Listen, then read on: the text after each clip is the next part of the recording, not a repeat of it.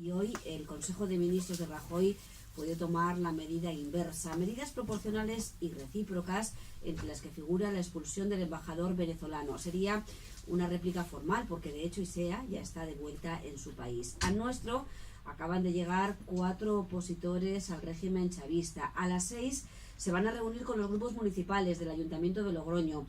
A las 8 menos cuarto van a inaugurar la exposición fotográfica cedida por la Asociación Alma Venezolana en la Casa de los Periodistas de Logroño, donde a las 8 van a hablar sobre presente y futuro de Venezuela, violación de los derechos humanos. Son José Ignacio Guédez, Manuel Rodríguez, Fernando Gervasi y Leopoldo López. Estos dos nos acompañan ya aquí en directo en los estudios de Onda Cero. Fernando Gervasi y Leopoldo López, ¿qué tal? Muy buenas tardes. Muy buenas tardes, muchísimas gracias por Muy buenas tardes. Y bienvenidos a esta tierra. No sé si se respira un ambiente diferente al de su país, nada más aterrizar. El caminar libremente por las calles sin preocuparse de si tener el teléfono, el celular en la mano o estar viendo hacia atrás por si acaso lo está persiguiendo alguien, o llevar la maleta sin preocuparse que alguien te la vaya a arrancar. Por supuesto que es algo muy diferente a lo que se respira en nuestra querida Caracas. Un país que es noticia todos los días, por una causa o por otra, ¿no, Fernando? Sí, lamentablemente lo es, pero sobre todo por el caos que ha generado las políticas públicas puestas en práctica, no solamente por el gobierno de Maduro, sino de la época de Chávez.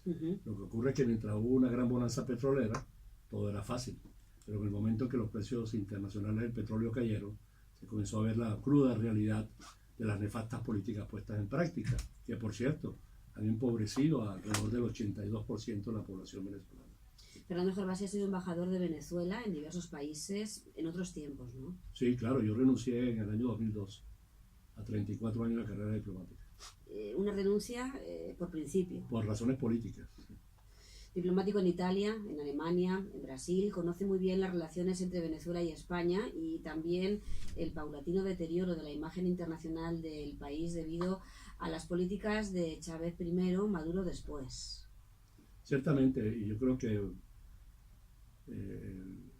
los gobiernos venezolanos, particularmente este último, la dictadura de Maduro, se ha ido aislando internacionalmente. Ahora con las últimas decisiones adoptadas por la írrita, fraudulenta Asamblea Nacional Constituyente de convocar unas elecciones fuera de tiempo, la reacción internacional ha sido sumamente fuerte y contraria a esa decisión. Incluso no solamente en América Latina a través del Grupo de Lima, sino quiero citar un caso muy importante. Alemania emitió un comunicado hace 48 horas diciendo que iba a desconocer ese proceso electoral. Y eso lo cito porque el argumento que ha dado el gobierno Maduro para declarar persona no grata al embajador español es que España incita a las medidas adoptadas por la Unión Europea. No, eso fue una decisión de 28 países, tomada por unanimidad. Por cierto, que tomó un largo periodo de tiempo poderlas adoptar, porque había algunas diferencias entre ellos. Y yo espero que no sean las únicas que adopten, sino que vayan mucho más allá, porque eso es lo que le hace verdadero daño a los jerarcas del gobierno, el que no puedan disfrutar de su dinero, sobre todo sus familiares y sus hijos, porque ellos están en Venezuela, y no puedan tampoco viajar a Europa, que era el único destino que les quedaba libre después de las sanciones norteamericanas o canadienses. En los micrófonos de Onda Cero, en el programa Más de Uno, con Carlos Alsina, estaba el miércoles el presidente español, Mariano Rajoy, respondía a preguntas o declaraciones del dirigente venezolano y parece, bueno, pues que una vez más no sientan muy bien al régimen chavista, no le gusta que se digan las cosas claras. Bueno, lamentablemente el presidente Maduro usó un lenguaje para describir al Reino de España y a su presidente, un lenguaje indigno de cualquier persona y por supuesto no correspondiente con la investidura de un presidente de una nación que debe representar pues algo de respeto a otros iguales. Ya nos estamos acostumbrando pues a este lenguaje vulgar, soez del señor Maduro, pero lamentablemente el nivel de su lenguaje no es muy distinto al nivel de sus ideas. Es una persona pues con una poca capacidad de entendimiento, de cultura y por supuesto de educación. A veces hay veces que confunde palabras como estetoscopio, lo llama, en lugar de estetoscopio, lo llama telescopio. Entonces le pide a una enfermera que le vea el corazón o que le sienta el corazón con un telescopio, o hablando otra vez de una repartición de panes, decía una repartición de penes. Es un hombre pues que deja mucho que desear para la investidura del presidente. Pero quiero hacer una acotación a esto que acaba de mencionar Fernando antes, que es el tema de las sanciones. Yo sí le pido a España, muy en particular, dentro de la Unión Europea, que tome muy en serio las sanciones, que no se transformen en sanciones de papel, de acuerdo, sino que se lleven a cabo realmente. Porque aquí están muchos de estos sátrapas invirtiendo su patrimonio mal habido en inmuebles en España, tienen a sus familiares aquí, como bien lo dijo Fernando, estudiando o viviendo, sus hijos, que no son los culpables, pero sí son los que disfrutan del patrimonio mal habido de los padres. Pero por lo tanto no deberían de poderlo hacer. No deben de estar bienvenidos ni los hijos ni los personajes. Y por supuesto no deben de negociar libremente con esos dineros que realmente los deben de congelar para hacerle una devolución oportuna a nuestro país.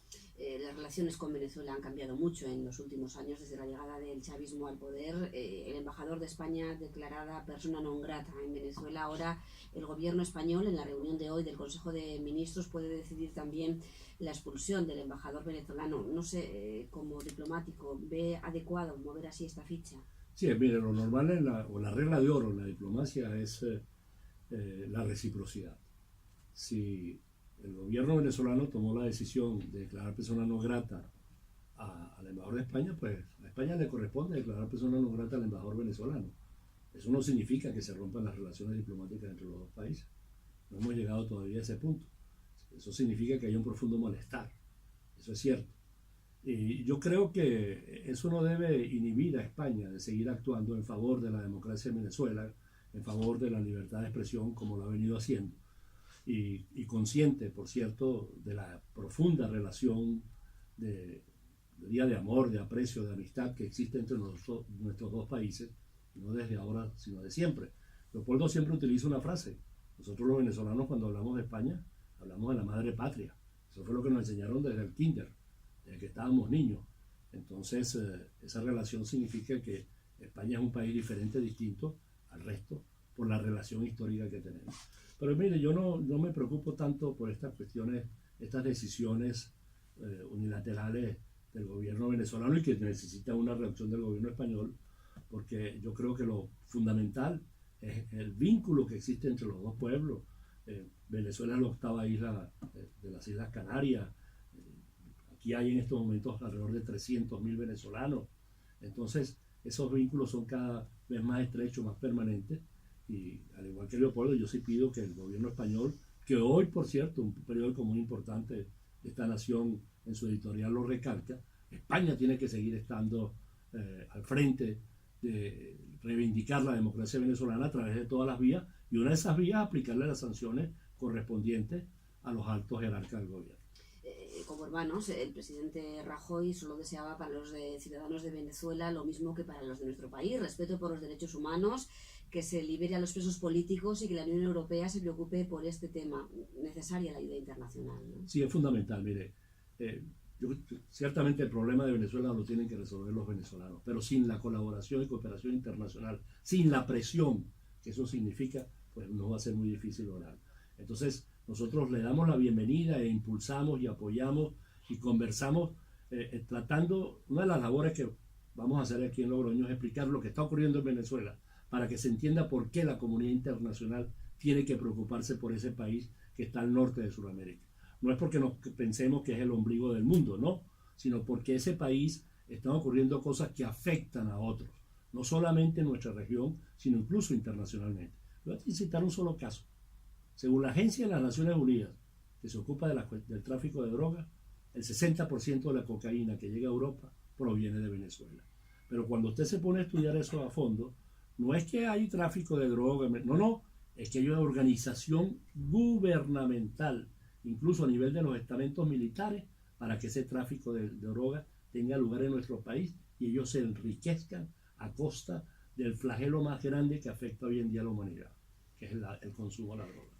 El martes se anunciaba ese adelanto electoral, estaban previstas para finales de año, finalmente tendrán que celebrarse, parece, antes del 30 de abril. Ayer el Tribunal Supremo de Justicia de Venezuela ordenaba al Consejo Nacional Electoral excluir a la alianza opositora Mesa de la Unidad Democrática, el partido de Leopoldo López, del proceso de validación de tarjetas electorales que se va a realizar este fin de semana. Trabas muchas, pero no sé si a Leopoldo López padre le gustaría ver a Leopoldo López hijo como presidente del país. Bueno, yo lo que quiero ver a mi hijo es en libertad. No me importa realmente